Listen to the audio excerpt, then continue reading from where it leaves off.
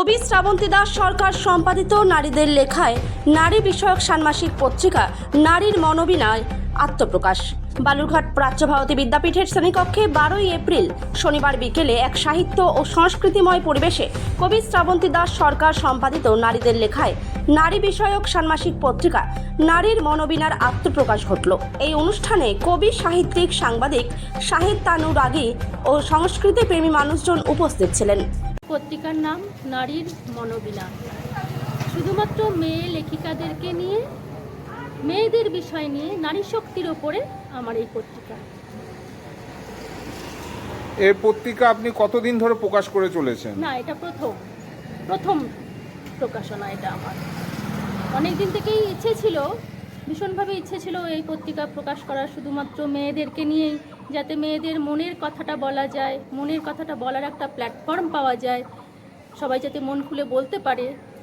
আর একটা আমার নারীর মনোবিনার উদ্দেশ্য যে পুরনো কিছু, মানে আমাদের যারা ভীষণ যে মহিয়সী নারীরা আমাদের জীবন থেকে আজকে হারিয়ে যাচ্ছে, যারা আমাদের মনের ভীষণ শক্তি যোগায়, সেই মহিয়সী নারীরা যেহেতু হারিয়ে যাচ্ছে, সেই মহিয়সী নারীদেরকে আমি আবার নতুন প্রজন্মের কাছে তুলে ধরতে চাইছি। আমার এই নারীর মনোবিনা পত্রিকাতে আমি সেই মহিয়সী নারীদেরকেই তুলে ধরার চেষ্টা করছি, তার সঙ্গে সঙ্গে যাতে মেয়েদের মনের বলটা সবাই ফিরে পায়, বিভিন্ন গল্প, প্রবন্ধ, কবিতা, ছোট গল্পের মাধ্যমে।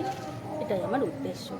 আর আমার এই পত্রিকার যেন সবাই পড়ে যেন মনের শক্তি পায়। সব, যেমন উঁচু তলার যে আছে, যে মহিলা আছে, সেও যেমন পড়ে মনের শক্তি পায়, যে একদম মানে নিচু তলার বলবো, মানে কি বলবো, সাধারণ মহিলা যে, সেও যেন পড়ে মনের শক্তিটা পায়। এটাই আমার এই পত্রিকার উদ্দেশ্য। কতদিন পর পর আপনাদের এই পত্রিকা আত্মপ্রকাশ হবে এবং শুধুমাত্র কি মহিলারাই লিখবেন না এটাতে? মহিলাদের, এটা একদম মহিলাদের পত্রিকা, মহিলা লেখিকা, মহিলাদেরকে নিয়ে।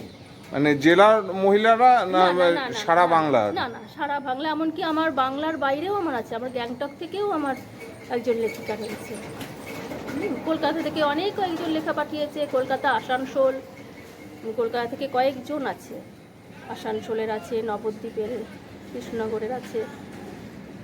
আমার এটা ষান্মাসিক পত্রিকা, 6 মাস পর। আমার এই পত্রিকাতে আমি মহিয়সী নারীদের মধ্যে যেমন দ্রৌপদীকে রেখেছি। দ্রৌপদীর চরিত্র আজকালকার দিনে সবার জানা উচিত।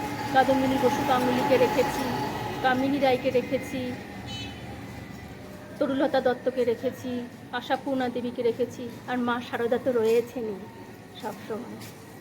আপনার নাম এবং আপনি কি দায়িত্বে আছেন? আমার নাম শ্রাবন্তী দাস সরকার, আমি সম্পাদনার দায়িত্বে রয়েছি।